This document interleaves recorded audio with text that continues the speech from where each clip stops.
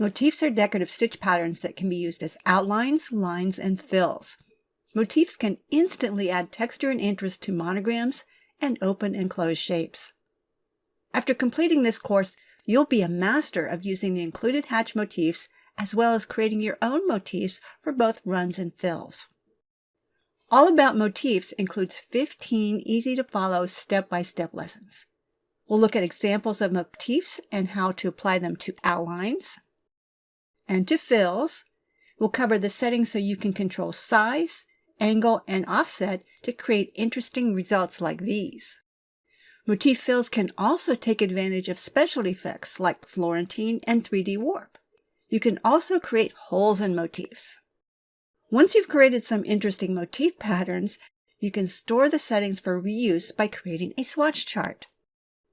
Before you begin creating your own motifs, you need to understand the anatomy of a motif. Fortunately, it's pretty easy, but there are a few important keys.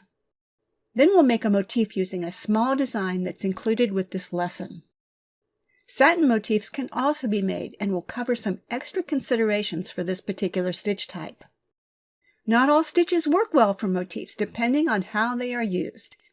In this lesson, we'll learn a quick testing method to try a range of different fill types. You can create multicolored motifs, but there are some things you need to know first if you want maximum sewing efficiency.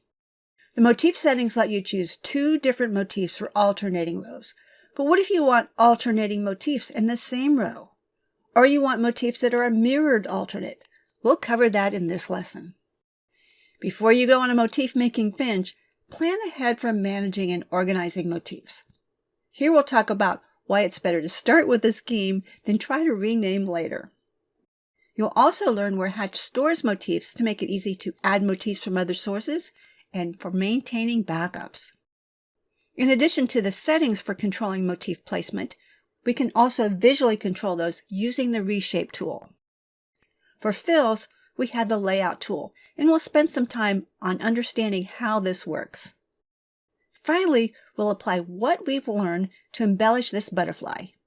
If you create the swatch chart in Lesson 4, your design time will be greatly decreased. You'll also get these 2 finished versions of the butterfly design. By this time, you'll be a motif expert. To continue watching this course and other great Hatch Academy courses, visit academy.hatchembroidery.com.